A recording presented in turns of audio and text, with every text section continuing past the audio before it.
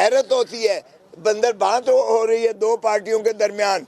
वो कहता है अब वज़ीर आज़म इतने साल के लिए तुम बन जाओ 3, वो कहता है तुम 2 साल के लिए बन जाओ, वो कहता है वज़ीर आला मेरी बेटी को दे दो, वो कहता है सदर पाकिस्तान हमें दे दो, वो कहता है गवर्नर फलाने को दे दो। वो ये कोई बंदर बांट हो रही है? क्या हो रहा है? मजाक जमहूरियत के साथ, इस मुल्क के साथ खिलवाड़ हो रहा है, इस मुल्क के आइन के साथ खिलवाड़ हो रहा है। ये कौन होते हैं जिन्हें मुस्तरद किया है अवाम ने कि ये इस तरह से आपस में बंदर बांट करें, जिनको अख्तियार अवाम ने दिया ही नहीं है? तो ये क्या समझते हैं? आज माशाअल्लाह पाकिस्तान का जो नौजवान है, पाकिस्तान की ख़वातीन हैं, पाकिस्तान के जो मर्द हैं, आज उन्होंने दो टोक फैसला दिया है और वो पाकिस्तान तहरीक इंसाफ के हक़ में दिया है। ना इमरान खान के बग़ैर कोई असेंबली चल सकती है, कोई पार्लियामेंट चल सकती है, ना इमरान खान के बग़ैर कोई जमहूरियत चल सकती है, और ना ही इमरान खान के बग़ैर कोई हुकूमत बन सकती है। सो इसलिए ये गलत फहमी निकाल दें कि इमरान खान को माइनस करके ये जो है जमहूरियत चला लेंगे या हुकूमत चला लेंगे। ना हुकूमत चल सकती है, ना जमहूरियत चल सकती है। इमरान खान को दोबारा आपको लाना पड़ेगा, और इमरान खान की चूँकि लार्जेस्ट पॉलिटिकल पार्टी है, इमरान खान ही हमारा वज़ीर आज़म होगा पाकिस्तान का, और उसे कोई नहीं रोक सकता, कोई माई का लाल नहीं रोक सकता है उसे। तो इसलिए इसमें कोई गलत फहमी नहीं होनी चाहिए। आज जो 3 केसेस लगे हुए थे, एक केस था जिसमें ख्वाजा आसिफ साहब जो है सियालकोट का केस था, उसके नीचे काशिफ साहब हमारे पीपी के उम्मीदवार थे। रेहाना के केस में कल इलेक्शन कमीशन ने 14 तारीख रखी है, नोटिस दिया है और स्टे किया है। आज जो है काशिफ का केस था, उसी के नीचे जो पीपीए आती है उसमें भी फॉर्म 45 में हम जीत चुके हैं और फॉर्म 47 में हमें हरा दिया गया है। ये पैटर्न भी बहुत बड़ा मजाक है, क्योंकि 45 में रिटर्निंग प्रिजाइडिंग ऑफिसर देते हैं जो सैकड़ों में होते हैं, और एक रिटर्निंग ऑफिसर उसके दफ्तर पर कोई और कब्जे करके और वहाँ जूते मार के और मुक्के मार के और ठुड्डे मार के उनको निकाल देकर और एक नया जो है फॉर्म बन जाता है। इसलिए वो भी मुस्तरद है, और ये इलेक्शन कमीशन का आईनी फरीज़ा है कि उसकी तस्हीह करें। इसलिए हमारा तकाजा है कि आर्टिकल 45 के जो मुंदरजात हैं उन्हीं की रिफ्लेक्शन आर्टिकल वो फॉर्म 47 में होनी चाहिए, और उसके मुताबिक जो है नतीजा अनाउंस करें, और यही आईनी और कानूनी तकाजा है। दूसरी हमारी सीट थी बहावल नगर की, जिसमें हमारे NA 163 बहावल नगर, उसमें यानी PTI नंबर 1 आ रही है शौकत बसरा साहब, नंबर 2 आ रही है PMLN, और नंबर 3 जो है, नंबर 3 माशाअल्लाह क्या कहूँ, वो एजाजुल हक साहब जो हैं उनको डिक्लेयर कर दिया जाता है इलेक्टेड, और उसमें भी यही पैटर्न हुआ है कि जिसके सबसे कम वोट हैं, 40,000 वोटों से हारा है, जो 40,000 वोटों से हार रहा है, उसको फॉर्म 47 में जिता दिया गया है। आज दोनों की थी, हमारी थी शौकत बसरा साहब की, और PMLN की भी थी साथ ही।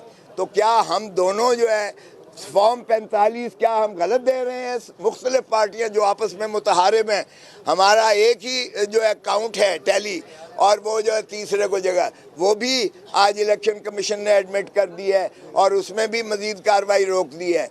तीसरी थी डेरा गाजी खान की, मोहिउद्दीन खोसा की, वो PP 290 में DG खान में भी यही हुआ कि प्रिजाइडिंग ऑफिसर्स की हद तक फॉर्म 45 मौजूद है, और जब रिटर्निंग ऑफिसर का जाता है वहाँ कोई और मखलूक कब्जा कर लेती है, और मखलूक कब्जा करने के बाद सबको धक्के दे के निकाल के और फॉर्म 47 में उसको जिता देती है, जो 16,000 वोटों से हारा हुआ है उसको जिता देती है 1500 वोट से, और जीतने वाले को हरा देती है।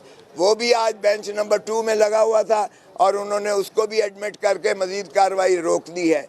तो ये इस तरह से जो है, आप किसी के पहले तो ये धन दौलत लूट कर ये बाहर फरार हुआ करते थे, ये जो है माशाअल्लाह जो ज़िले सुबहानी को ताज पोशी के लिए लाया गया था, और मैं 100 दफ़ा कह चुका हूँ, ये अनकरीब लंदन जाएगा वापस, और वापस जाते हुए कहेगा मुझे क्यों बुलाया, ये अनकरीब आप देखेंगे।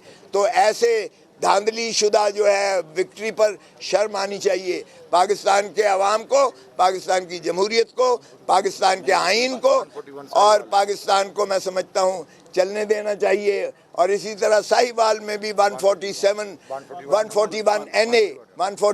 NA साहिवाल, उसमें भी राना आमिर शहजाद को उसी भोंडे तरीके से हराया गया जो बिल्कुल वाज़े अक्सरियत से जीत रहा था।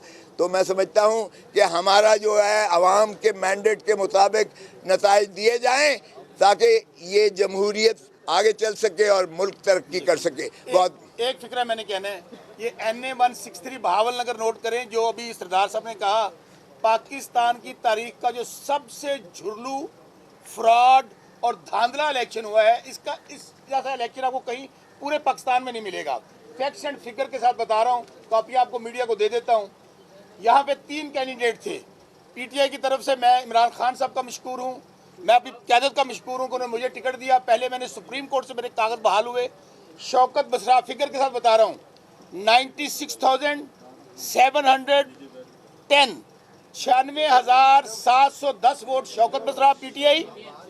दूसरे नंबर पे मुस्लिम लीग नून नूरुल हसन तनवीर 74,333। ये बहुत इंटरेस्टिंग, आप इसको सिर्फ एक, आप देग में से एक चावल है उसको चुन लें और उसको टेस्ट कर लें, आपको पता चल जाएगा किस तरह PTI और इमरान खान ये नहीं हरा सकते। इमरान खान पाकिस्तान है, खान के साथ आपको बात करनी होगी। अवाम ने फैसला दे दिया है और इसको हम कभी तस्लीम नहीं करेंगे। इन फैसलों को फिक्र ले लें। NA 163 बहावल नगर 4 96,710 शौकत बसरा। मुस्लिम लीग नून वो भी वहां पेश हुआ है। मुस्लिम लीग नून का कैंडिडेट 74,333 नूरुल हसन तनवीर। और जिसको जिताया गया है वो कौन है? आमर डिक्टेटर जियाउल हक का बेटा, जिसने हमारे पाकिस्तान का सबसे बड़ा गर्क हुआ। पाकिस्तान में यहाँ पे हीरोइन कल्चर, क्लाशनकोफ कल्चर, जिसने इस्लाम के नाम पे तबाह किया, उस आमर के बेटे को, जिसके वोट कितने हैं 58,822। 58,008। ये फिगर कहाँ से दे रहा हूँ? फॉर्म 45। और मेरे पास भी वही फॉर्म 45 है जो नून लीग वाले के पास है। और कितने वोटों से हार रहे हैं? 40,000 वोटों से।